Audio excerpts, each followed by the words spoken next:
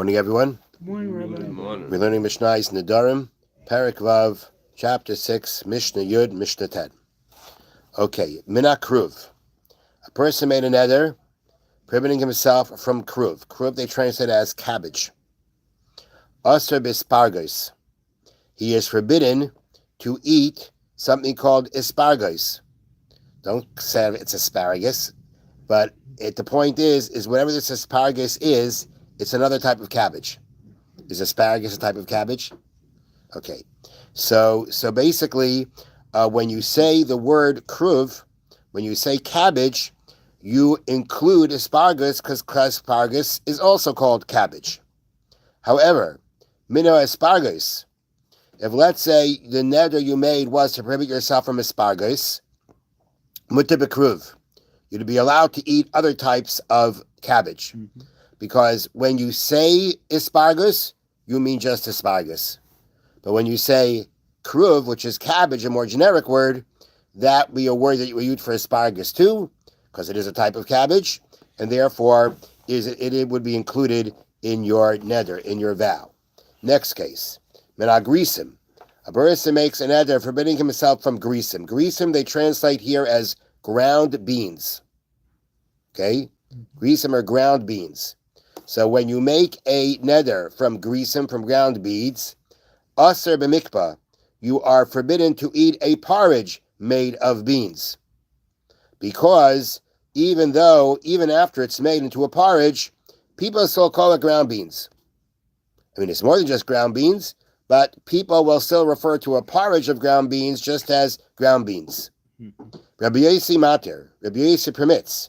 He holds that a porridge is not called ground beans. Now, I don't know if this is an argument. Oh, actually, the Bartanura seems to say it is an argument. I was going to say maybe it's just, this is Rabbi Yossi where he lived. But it's not what the Bartanura says. So actually, Rabbi Yossi is arguing, and he feels that people did not call, a person would not mean to call a porridge of ground beans. That's what the mikveh is, to call that grease and ground beans, and therefore he says it's not included in the neder. Min ha-mikpah. Now let's say your neder was to prohibit yourself from, or whatever, to prohibit on yourself the porridge of ground beans, mutta begrisin. Okay, then you'd be permitted to eat the ground beans. Because if you say mikpah, when you say porridge, right, you're talking about porridge. People talk about porridge there, not just ground beans. Min ha-mikpah. Now, this is going to be a really interesting one. Let's say you made a neder from porridge. Okay, right? The ground bean porridge. Aser b'shum. You're not allowed to eat garlic. Got that? If you make a neder from mikpah, from the ground bean porridge, you are also going to be forbidden to eat garlic. Why is that? The answer is, since all porridges are flavored with garlic, that was the way it was. Right? You wanted to give that porridge some kind of flavor, you added you flavored it with garlic. A neder of porridge applies to garlic as well, meaning garlic is such a basic component of the porridge, right? That when that actually that people came to identify garlic with porridge. Garlic was used to flavor every porridge and thus became identified with porridge. When a person says porridge, they meant garlic too. It stinks. Okay, they meant garlic also. Therefore, someone who prohibits porridge refers even to garlic on its own. That's the chiddush here. The novel thing here is we're talking about when you say porridge, since garlic was such a integral part of the porridge, that when people said porridge, they meant to include garlic. It's automatically associated. Okay, now they bring out something else interesting here. So that's the Mishnah reads. Min ha-mikpah aser b'shum. If you make a vow from the porridge, you're not allowed to eat garlic. Rabbi Yossi mater. Again, Rabbi Yossi says you're allowed to eat the garlic because when a person says mikpah, they're not referring to the garlic. Now, they bring down here an interesting point. A neder forbidding porridge not applied to ground beans on their own, right? That's what we said before. Mm-hmm. If you make a neder from porridge, it does not include the ground beans.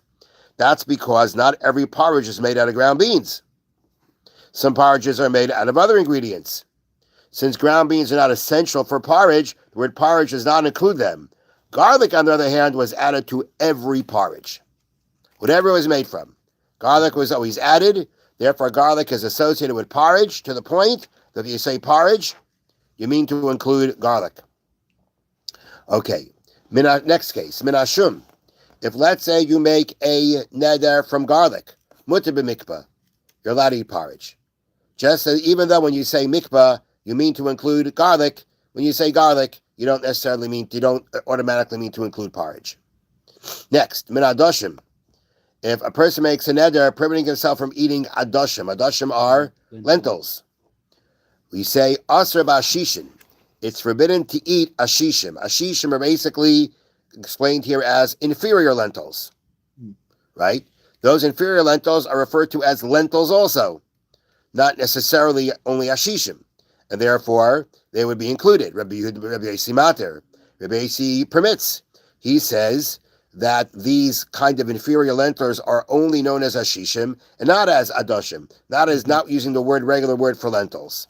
And it's at this point that the Baal Kinura says the halacha is not like Rabbi Yossi in all the cases that he argued about. Mina ashishim. If a person makes a vow from ashishim, that's the word he uses, ashishim, which are the inferior lentils, mutter ba'adoshim. He's allowed to eat the regular lentils. Because when you say ashishim, that means specifically ashishim and not other types of lentils. Okay, next. Chita chitim she'eni tayim. Person makes a vow where he says wheats.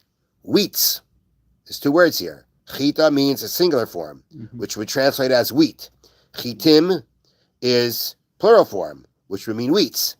So if the person's neder was like this, he said, Chita chitim she'eni tayim. I will not taste, makes a neder that he will not taste wheats. Aser bohen, you cannot eat wheat. Bein kemach, bein pas, whether it's flour or whether it's bread. Meaning, by saying chita chitim, he now included everything. He included the raw kernels that people sometimes eat, and it refers to what you made out of the wheat. Now, let me read to you here how they explain it. When you use the word wheat in singular form, right? I'm not going to eat wheat. What you really are referring to is a loaf of bread, because it is a single unit of food that is eaten on its own. You wouldn't just say wheat, one kernel. When you're saying a singular form of wheat, you mean to say a single unit of food that's made from wheat. While wheats in the plural form refer to kernels of wheat, which are chewed several at a time. Wheats also include flour, which is kernels in their chopped form. So when someone directs a neder at both the singular and plural forms of wheat, his intent is to prohibit both bread and raw kernels and flour. Follow that? Again, when you say chita, in singular form, we understand you to referring to a single unit made out of wheat, not just one kernel. When you say chit, because that's not how people eat those kernels. If you say chitim, which is several kernels, that could be referring to several kernels, because people will pop a few kernels at a time to eat.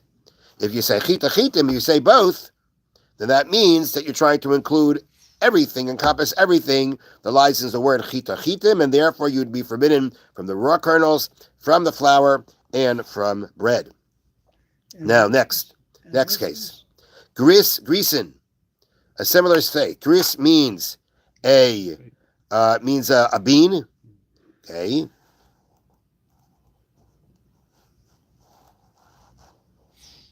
Okay, grisen. I will not taste beans, right? That's what he said. He means bean and beans. Grisen, bean and beans, sheni time I'm not going to taste. Aser behen, bein chaim, bein mevushalim. You're going to be forbidden from them whether they are raw or whether they are cooked. So again, bean in singular refers to a thick bean porridge, which is eaten on its own, while beans plural refers to raw beans for eating several at a time. Similar pattern as what we have by the wheat. The singular form means something made out of it, while the plural form means raw beans. That's why we say, Aser ben ben chaim ben mevushalim. It's going to be forbidden whether it's cooked or whether it's raw.